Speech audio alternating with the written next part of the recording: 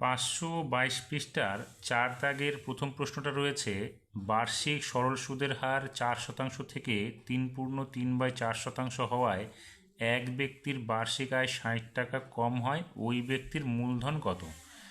তাহলে আমরা লিখতে পারি পি, আসল যদি আমাদের পি হয় তাহলে পি ইন্টু 1 ইন্টু 4%, তাহলে 4/100 মাইনাস 3.3/শতাংশটা লিখবো, তাহলে পি ইন্টু 1 ইন্টু এটা ভাঙালে হবে 3×4=12 আর 3=15, তাহলে 15/4 ইন্টু 100 সমান ছিল 60, অর্থাৎ 4% থেকে আমরা এই 3.3/4%টাকে বিয়োগ করলে আমাদের 60 টাকা হবে।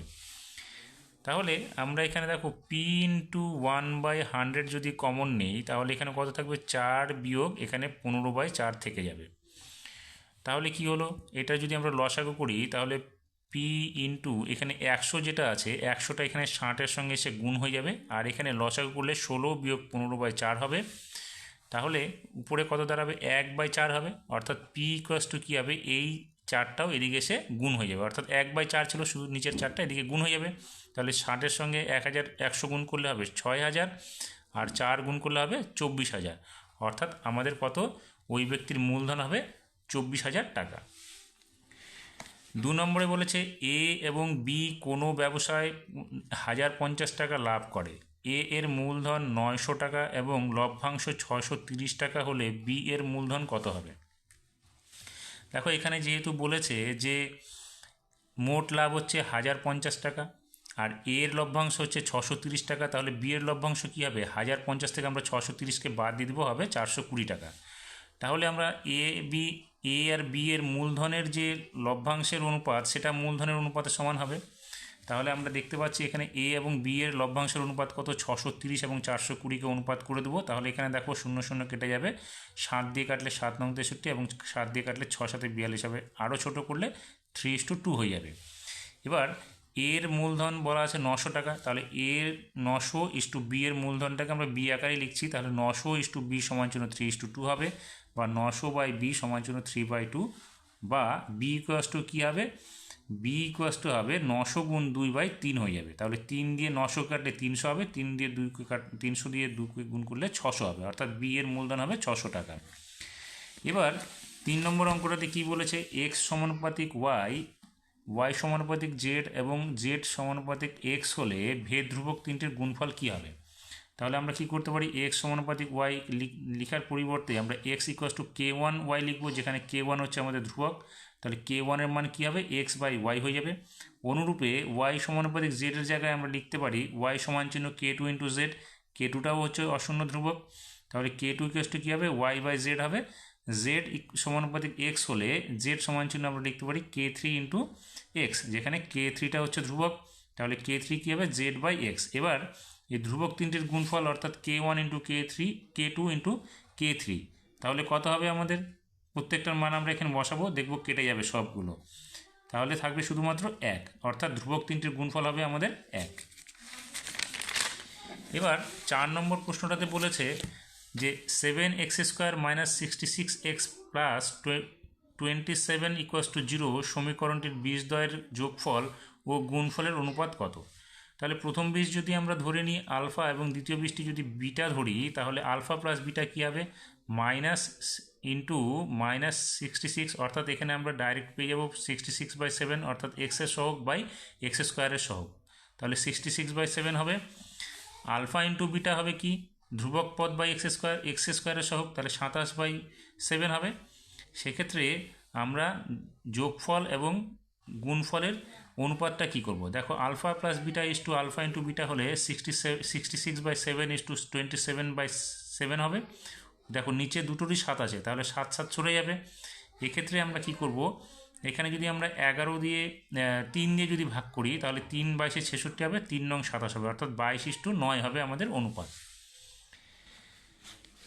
5 নম্বরটাতে বলেছে ও কেন্দ্রীয় বিশিষ্ট বৃত্তে পি কিউ এবং আর এস দুটি সমান এবং সমান্তরাল যাদের প্রত্যেকটি দৈর্ঘ্য 20 সেমি, বৃত্ত দুটির ব্যাসার্ধ 13 সেমি হলে জ্যা দুটির মধ্যে দূরত্ব কত?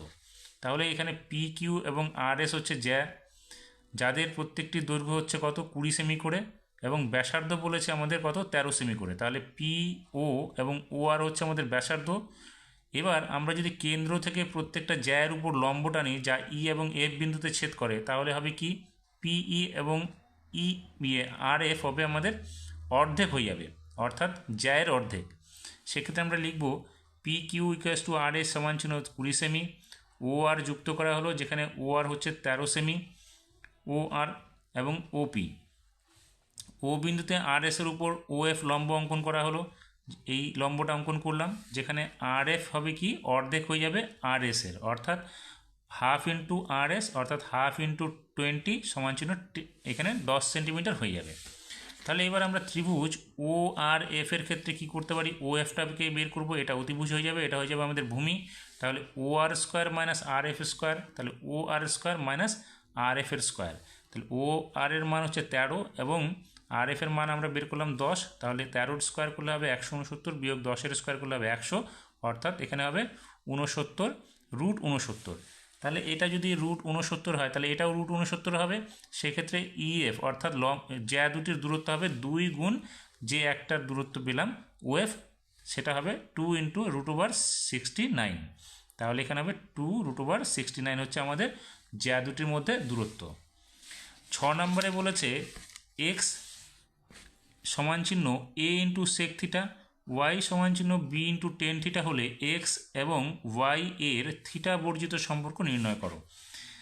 এক্স সমান চিহ্ন এ সেক থিটা হলে এখানে সেক থিটার মান কী হবে, এক্স বাই এ হবে, বা সেক স্কোয়ার থিটাই হবে কি x square by a square হয়ে যাবে উভয় পদ দিকে বর্গ করলে। পরেরটা y equals to b tan theta হলে আমরা টেন থিটা ইকুয়াস টু কী করতে পারি ওয়াই বাই বি, বা টেন স্কোয়ার থিটা হলে y square by b square হয়ে যাবে। এবার আমরা কি জানি sec square theta minus tan square theta equals to 1, সেক্ষেত্রে আমরা মানটা শুধু বসিয়ে দেবো, হয়ে যাবে 1।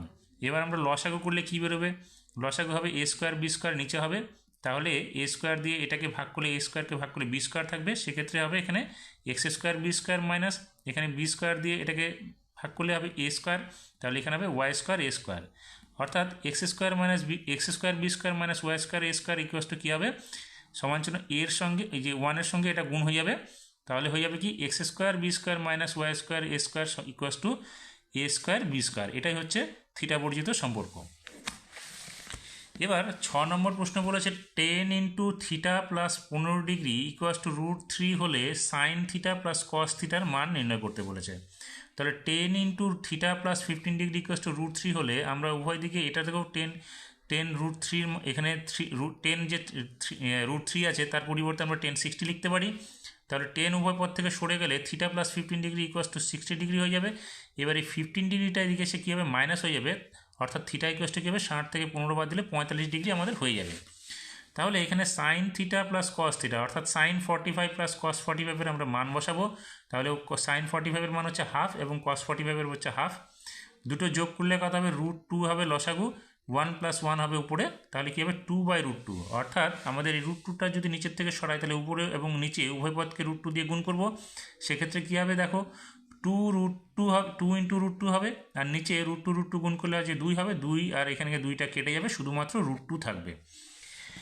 8 নম্বর প্রশ্নটা বলেছে দুটি লম্ববৃত্তাকার চোঙের আয়তন সমান ও তাদের উচ্চতার অনুপাত 1:2 হলে চোঙ দুটির ব্যাসার্ধের দৈর্ঘ্যের অনুপাত কত হবে। দেখো উচ্চতার অনুপাত বলেছে 1:2, তাহলে প্রথমটির উচ্চতা আমরা এইচ একক ধরে নিচ্ছি এবং দ্বিতীয়টির উচ্চতা 2h একক ধরে নিচ্ছি। আবার প্রথমটির ব্যাসার্ধ ধরে নিচ্ছি হচ্ছে r1 এবং দ্বিতীয়টির ব্যাসার্ধ হচ্ছে r2। যেহেতু প্রশ্নানুসারে বলেছে আয়তন দুটি সমান হবে, তাহলে পাই r1 এর square into H equals to pi r2 square into 2h, পাই পাই উভয় থেকে সরে যাবে, সেক্ষেত্রে এইচ কেটে যাবে, r1 এর square by r2 square equals to কী হবে দেখো 2h বাই এইচ হবে, যেখানে এইচ কেটে গিয়ে r1 square by r2 square হবে 2/1, অর্থাৎ r1 বাই r2 হবে, এটা রুট হয়ে যাবে অর্থাৎ রুট 2/1 হবে, সেক্ষেত্রে r1 এবং r2 অনুপাত হবে রুট 2:1। এটা হলো আমাদের উত্তর।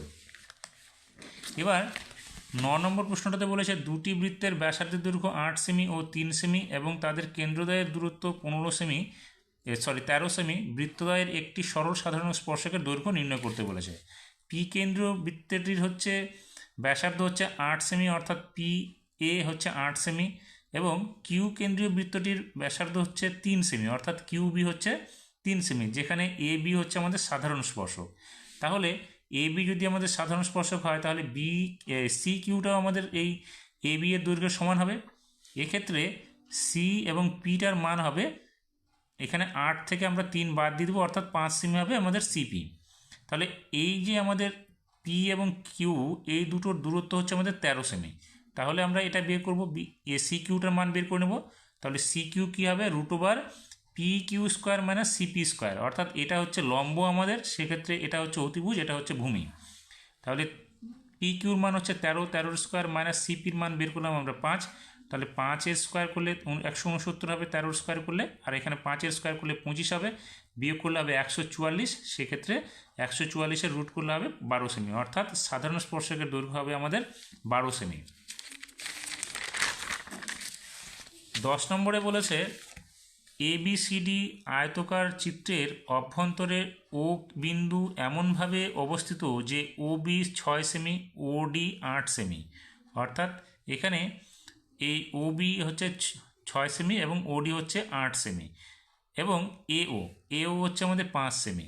তাহলে ওসি দৈর্ঘ্যের আমাদের নির্ণয় করতে হবে। যদি এই রকম থাকে, যেহেতু এটা আয়তকার চিত্র, তাহলে আমরা এটা লিখতে পারি A O square plus O C square equals to O B square plus OD square. তাহলে আমরা এখানে এ ওর মানটা লিখে দেবো, যেটা দেওয়া ছিল 5 স্কোয়ার প্লাস ও সি স্কোয়ারটা থেকে গেল, ও বি স্কোয়ার হচ্ছে ও বি এর মান হচ্ছে 6, তাহলে 6-এর স্কোয়ার প্লাস ওডি হচ্ছে আমাদের 8, তাহলে 8-এর স্কোয়ার। তাহলে এখানে পাবো 25 plus O C square equals to 36 plus 64। তাহলে ও সি স্কোয়ার কী হবে, এটা দুটো যোগ করলে হবে আমাদের 100, আর এখানে 25টা এদিকে এসে মাইনাস হয়ে যাবে। তাহলে এখানে ওসি কত হবে, ওসি হবে এইটার থেকে এটা বিয়োগ করলে হবে 75, তাহলে √/75 হয়ে যাবে। তাহলে √/75 মানে হচ্ছে 5 গুণ 5 গুণ 3, অর্থাৎ 5√3 হবে। সেক্ষেত্রে উত্তরটা আমাদের দাঁড়াবে কত, ওসি হচ্ছে 5√3। 11 নম্বর প্রশ্নটা বলছে একটি ঘনকের কর্ণের দৈর্ঘ্য 4√3 সেমি, ঘনকটির সমগ্রতলের ক্ষেত্রফল নির্ণয় করো। দেখো ঘনকের দৈর্ঘ্য, কর্ণের দৈর্ঘ্য যেহেতু 4√3 বলা আছে, ঘনকের কর্ণের দৈর্ঘ্যের ক্ষেত্রে হচ্ছে বাহু √3 = 4√3 হবে। তাহলে √3 সরে গেলে বাহুর মান কত হবে, 4। এবার সমগ্রতলের ক্ষেত্রফল কি 6 × বাহু স্কোয়ার। তাহলে 6 × বাহু বলতে আমাদের 4 বেরিয়েছে বাহুর মান, তাহলে 4-এর স্কোয়ার মানে হচ্ছে 4 × 4 = 16, 16-র সঙ্গে যদি আমরা 6 গুণ করি তাহলে 6 × 16 96 বর্গ সেমি হবে আমাদের। 12 নম্বর অঙ্কটাতে বলেছে ইউআই ইকুয়ালস টু হচ্ছে xi মাইনাস 35/10, যেখানে summation of FI ui equals to 30 এবং summation of fi equals to 60 হলে আমাদের এক্স বারের মান নির্ণয় করতে বলেছে। এখান থেকে আমরা কি পেয়ে যাব, UI equals to xi minus 35/10-এর ক্ষেত্রে এ পেয়ে যাব আমরা 35 এবং এইচ পেয়ে যাব হচ্ছে 10।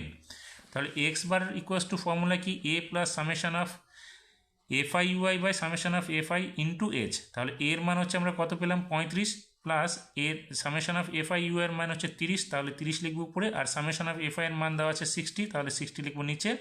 এইচ এর মান বের করলাম আমরা 10।